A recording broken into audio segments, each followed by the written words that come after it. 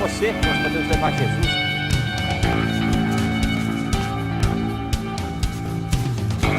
Invista neste canal. Invista em um mundo melhor.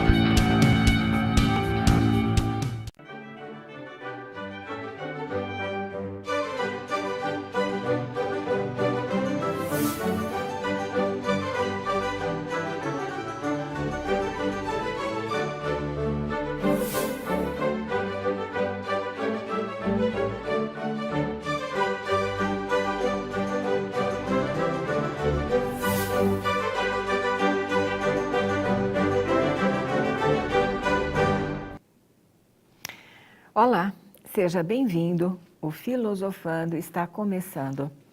Filosofando é o seu programa de filosofia e de filosofia espírita que vai ao encontro do conhecimento desenvolvido ao longo do tempo numa infinita jornada em busca da verdade e do bem.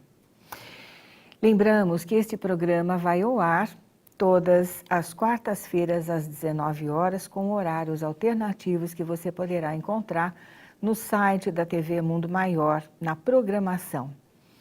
Você também pode acessar os programas anteriores através de nossa página no site da tvmundomaior.com.br/filosofando ou no canal da TV Mundo Maior no YouTube, Programa Filosofando.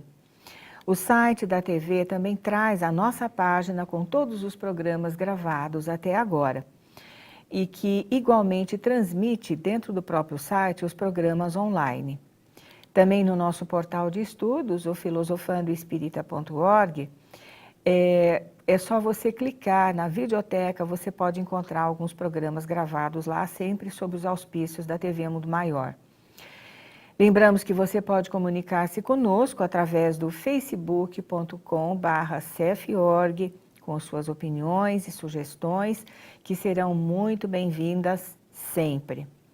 Lembramos ainda que este programa, bem como os demais programas da TV Mundo Maior, contam com a sua colaboração. Associe-se a este canal. Colabore com a Rede Boa Nova na sua missão de levar bem-estar e conhecimento para todos. O Filosofando desta semana vai abordar um assunto bastante atual sob os auspícios da filosofia e da filosofia espírita sempre. O tema é ecologia, o diálogo com a natureza. Na resposta à questão 628 do Livro dos Espíritos, formulada por Allan Kardec, naturalmente, acerca da verdade, os espíritos superiores responderam: jamais houve um tempo em que Deus permitisse ao ser humano receber comunicações tão completas quantas as que hoje lhe são dadas. O espírito estava se referindo à codificação como um todo. Nesse sentido, nós podemos compreender a doutrina espírita como sendo aquela que vai elucidando todos os fatos, acontecimentos do mundo, da forma como se dão ou vem se dando ao longo do tempo e principalmente culminando agora com esse período que todos nós conhecemos como sendo de transição, passagem de um período onde o progresso intelecto-moral está sofrendo algumas alterações no sentido de alavancar nossa evolução, né? E assim sendo, nós estamos vendo algumas manifestações de proteção à natureza promovidas por entidades nacionais, brasileiras e internacionais também, como é o caso da revista Our Planet, do Programa das Nações Unidas para o Meio Ambiente, na sequência de artigos que caracteriza como um periódico dedicado à pesquisa e análise de assuntos pertinentes ao tema. Recentemente, ela divulgou em seu número 2, duas interessantes reportagens que enfocam o tema ecologia sob dois ângulos. O primeiro os valores humanos estão acima das questões financeiras, de autoria do Dr. Vandana Shiva, diretor do Fundo de Pesquisa para a Ciência, Tecnologia e Política de Recursos Naturais de Nova Delhi, na Índia.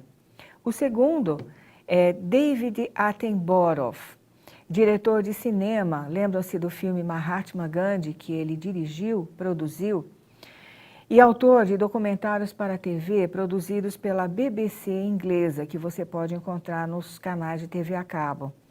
Tem por título A Verdadeira Vida na Terra. Ambos têm em comum a extrema sensibilidade crítica que leva os analistas a visualizarem a realidade das coisas, bem como o natural desencadeamento delas. O Dr. Shiva diz em seu artigo que a transmutação dos valores humanos em cifras monetárias e a ausência da compaixão nas relações humanas estão entre os fatores que causam a devastação do meio ambiente. A ligação entre ambição, escassez, destruição está no coração da crise ecológica pela qual o nosso planeta atravessa. É conhecido de todos que as raízes deste processo estão fincadas no paradigma reducionista que trata os recursos naturais como passíveis de livre exploração na proporção das oscilações de mercado. Isto se dá no nosso país com o chamado agronegócio, por exemplo. Entretanto, esta não é a única via de acesso na relação homem-natureza. Os valores espirituais tratam certos recursos e ecossistemas como sagrados. Também existem os de âmbito social como aqueles oriundos da propriedade comum. Em ambos os casos, eles não têm preço, mas um alto grau de importância para a humanidade, e é precisamente devido a isto que esses recursos não podem ser mercadejados nem estar sob domínio da especulação financeira. Com o advento da industrialização e do colonialismo, os recursos naturais passaram a ser requisitados como matéria-prima para a produção industrial e comercialização. A natureza transladou-se para contêineres, aguardando para serem transformados em fonte de renda para a produção mundial. Essa fonte passou a ser simplesmente qualquer material ou condições existentes na natureza que poderiam ser canalizados para a exploração econômica. Entretanto, enquanto os recursos naturais podem ser transformados em cifras, estas não poderão ser convertidas naqueles. A solução, prossegue o articulista, parece estar em atribuir mais autonomia às comunidades locais que, dependentes da natureza para a própria sobrevivência, sabem como explorá-la sem danificá-la. Isto também ajudaria a diminuir a pobreza.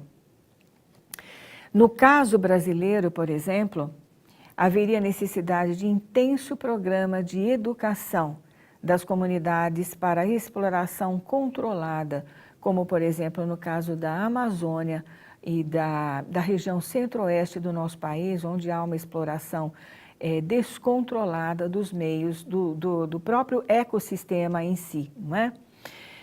Contudo, David Attenborough, produtor de filmes sobre história natural e meio ambiente que retratam o cotidiano de comunidades desconhecidas do glamour televisivo comum, declara-se, por sua vez, surpreso por ver o grande interesse do público nos relatos que mostram a vida real, seja numa tribo distante do coração da África, ou um grupo étnico do sudeste europeu, ou ainda o dia a dia de uma família do norte da Tailândia, pois não remetem a nenhuma forma de persuasão, não há nenhum jogo de interesses ou luta por níveis de audiência. Desta forma, a humanidade é retratada na sua legitimidade, despojada de artificialismos e do tradicional mise-en-scène social. Também mostram as inúmeras iniciativas de preservação ambiental por parte das populações locais. Conclui o diretor-produtor: de qualquer forma, não podemos emigrar para outro planeta. Temos todos parte na proteção e na conservação deste em que habitamos. Portanto, querido telespectador, Você que estuda conosco filosofia e filosofia espírita, com o Filosofando, esteja atento, veja qual a sua contribuição nesse sentido. Nós não podemos ficar apenas na expectativa de que os grandes países, os países industrializados, onde a tecnologia muitas vezes é utilizada para o bem comum, sim, mas por outras vezes não. Então, não fiquemos atentos somente naquilo que aquelas potências podem fazer, e sim no que você pode fazer, no que eu posso fazer no nosso cotidiano. A preocupação de ambos, contudo, quanto aos abusos perpetrados contra a ecologia, perturbando a fauna, a flora, a poluição dos rios e mares e os próprios meios de sobrevivência humanos, é de todos nós, que assistimos como espectadores passivos à prática sistemática de destruição não só do planeta em si, mas dos meios naturais da sua preservação, como a camada de ozônio, por exemplo. Colocando-se equivocadamente como conquistador da natureza, o homem, em instâncias primevas de relacionamento com o seu habitat, exprime a sua virulência primitiva, utilizando a tecnologia como arma e os avanços da ciência como móvel de obtenção de lucro e da supremacia do poder, como no caso citado brasileiro. Nós vemos as propagandas na televisão respondendo de uma forma bastante positiva com relação ao agronegócio. Nós temos que ficar atentos com relação a isso. Uma outra ideia que se convencionou divulgar no meio espírita era que o Brasil seria o celeiro do mundo. O Brasil não é o celeiro do mundo. Se o Brasil se tornar o celeiro do mundo, nós seremos o país mais devastado do planeta. Então, nós precisamos entender as palavras dos benfeitores espirituais de uma outra maneira, o celeiro do mundo no sentido espiritual e não no sentido material, porque a cada país cabe a sua própria responsabilidade de alimentar a sua própria população e preservar o seu meio ambiente onde essa população vive e sobrevive. No entanto, o próprio planeta está recebendo respostas desse, ou seja, nós estamos recebendo a resposta desse abuso metódico através das alterações climáticas violentas que nós estamos tendo oportunidade de assistir. No próximo bloco, nós vamos ter uma ideia de como que essa atitude do ser humano está influenciando a nossa vida no nosso país, a nossa vida aqui na nossa cidade. Nós vamos para um pequeno intervalo, mas já voltamos. Até já!